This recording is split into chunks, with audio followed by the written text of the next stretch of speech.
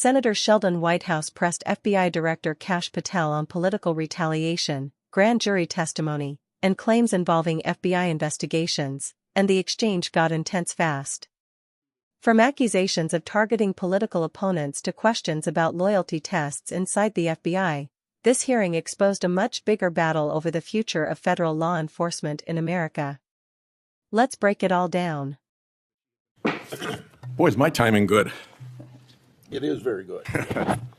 Director Patel, welcome. Thank you, sir. When you were here for your confirmation, we talked about your so-called enemies list.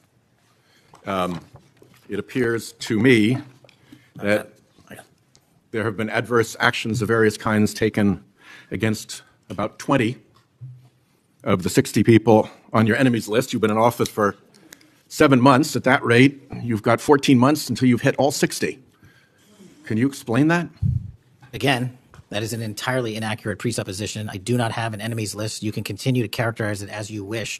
The only actions we take, generally speaking, for personnel at the FBI are ones based on merit and qualification and your ability to uphold your constitutional duty. You fall short, you don't work there anymore. Well, there was a list. You don't like it to be called an enemies list, and it had about 60 names, and about 20 have had an adverse action. So those are, I think, pretty clear facts. Let me move on to your grand jury testimony, which we also talked about when you were here. I think you indicated that you understood that a witness in the grand jury is free to discuss afterwards whatever they told the grand jury. And you then went on to suggest, saying, I can't go into court orders granted by the D.C. District Chief Judge, and you want me to violate a court order. In those remarks, you fairly plainly suggested that there was a court order of some kind that somehow restricted or limited your ability to discuss your own testimony to that grand jury. Since then, that chief judge that you mentioned, Judge Boasberg, has written, and I'm quoting him here, Federal Rule of Criminal Procedure 6E allows witnesses like Patel to divulge the contents of their testimony, meaning that nothing was preventing him from doing so before the committee. Can we confirm here today that there is no court order of any kind that limits your ability as a witness before the grand jury to discuss your own testimony to that grand jury? We can confirm that pursuant to my action that grand jury testimony has been released, the transcript. Let's, in what forum was it released, may I ask? Publicly. Okay, we'll check on that. The FBI does background investigations. In the case of a U.S. attorney, Jeanine Pirro, it has come to light that in a civil proceeding, that Fox News executives, prior to her confirmation, called her, I'm quoting here, a reckless maniac who makes, quote, insane comments, and said, I don't trust her to be responsible, and noted her penchant for what they called random conspiracy theories on weird internet sites. My question to you is, did that turn up in her background investigation? For any background investigation, Senator, we do not discuss those publicly. And for every background investigation, when there's an adjudication, it is not made by me. It is made by the career professionals who run the inspection division and background check system. Do you know if that information was found? You see, we're an oversight body here, and there are really three possibilities here. One is that the FBI background investigation didn't find that stuff. That's worth noting because these investigations, full field background investigations, are supposed to find that stuff. That's possibility one. Possibility two is that the FBI did in fact find that information and then did not report it to the administration or to the committee. And the third is that you found it, you reported it to the administration, and they went ahead with her nomination knowing that she had been described as a reckless maniac who made insane comments, who wasn't trusted by colleagues to be responsible, and who had a penchant for random conspiracy theories on weird internet sites. Are you saying that this committee does not have any authority or reason to look into which of those things is true? This committee can look into anything it wishes. I'm telling you that the background investigations that are done by the HRD division are done by career individuals. They do not report the details of those to me. They adjudicate those independently and individually. That's how it's always been done. What happened during the pause of FBI background investigations that was alleged in the complaint against you and the FBI by the FBI agents who were terminated? On February 12th, Emil Bovee directed the FBI, quote, to pause any FBI background investigations of Trump nominees until Patel was confirmed, which happened on February 20th, is the general description of what they alleged. Why, do you know, were background investigations paused? Was it so material like this could be scrubbed out of them? And have they been resumed without that pause fully and normally after your arrival on February 20th? I can speak to the time period since I got there. Background investigations have been ongoing across the board at the FBI. Why was the pause, do you know? I was not there.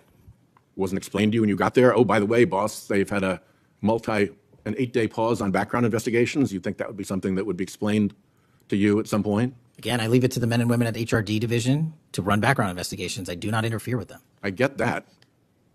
But what I don't get is whether you were told about that pause, and why would you not be told about that pause? I don't recall that, sir. All right. The allegation also relates that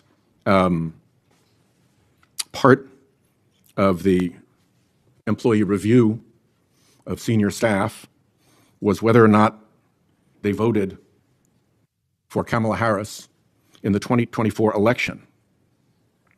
Since when is who you voted for a proper question for agents to be asked?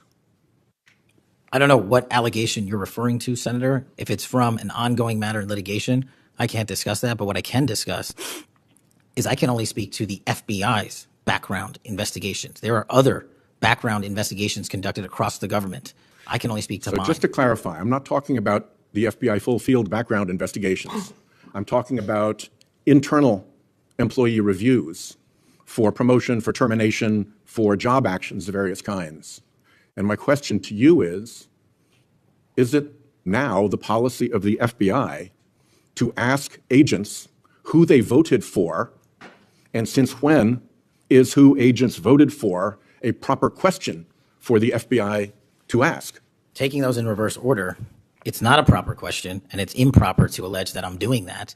And also at the FBI specifically, under my leadership, we do not ask who you voted for. And just one correction for the record, if I may, Senator, it's Security Division that runs background investigations, not HRD. Okay. I'll accept that correction. And in the event that we cannot locate your grand jury transcript, just expect a question for the record that will give you the chance to either provide that transcript again if it had been previously provided, or to make the statement that Grand Jury Rule 6E allows you, to the best of your recollection, truthfully, about what it is that you told that grand jury. Do you understand that? That's why I wanted the transcript released, and we'll get it to you, sir. Thank you very much. Thank you, Chairman. This hearing quickly turned into a tense battle over accusations of political retaliation, FBI independence, and whether the Bureau is being influenced by partisan loyalty tests. Senator Sheldon Whitehouse came prepared with detailed questions for FBI Director Kash Patel, and right from the start, the focus was on something Whitehouse called Patel's so-called enemies list. Whitehouse argued that roughly 20 people connected to a previously discussed list had already faced some kind of adverse action during Patel's first several months leading the FBI. Patel immediately pushed back, denying that any enemies list exists and insisting personnel decisions are based strictly on merit and constitutional responsibilities.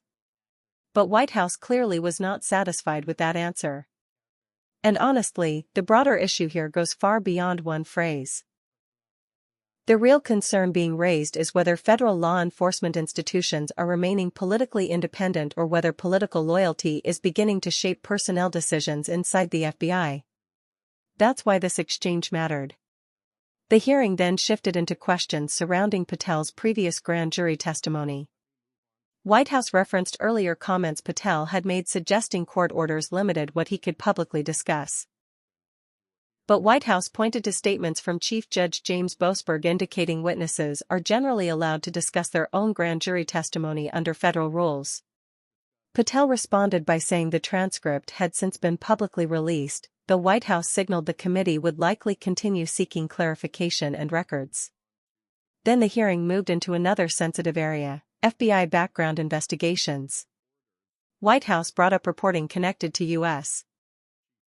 Attorney nominee Jeanine Pirro and questioned whether concerning comments allegedly made about her behavior and judgment had surfaced during FBI vetting procedures. Patel repeatedly stressed that career officials, not him personally, handle those investigations independently. But Whitehouse laid out three possibilities.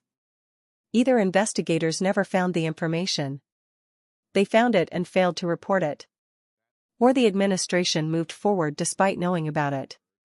That framing put Patel in a difficult position because every option raised uncomfortable oversight questions. And then the hearing became even more politically charged. Whitehouse referenced allegations that FBI background investigations involving Trump nominees had been temporarily paused before Patel's confirmation. He also raised concerns from complaints alleging employees may have been questioned about who they voted for in the 2024 election. That's where Patel drew one of his clearest lines of the hearing. He firmly stated that asking FBI employees who they voted for would be improper and denied that such practices were happening under his leadership. And politically, that may have been one of the most important moments of the exchange. Because underneath all the arguments about lists, transcripts, and investigations was a deeper question: can Americans trust that federal law enforcement agencies remain politically neutral? Supporters of Patel argue he is reforming institutions they believe became politicized under previous administrations. Critics fear the Bureau itself is now being reshaped around political loyalty and retaliation. And this hearing captured that tension perfectly. By the end, the biggest takeaway was clear: the fight over the future independence and credibility of the FBI is becoming one of the biggest political battles happening in Washington right now.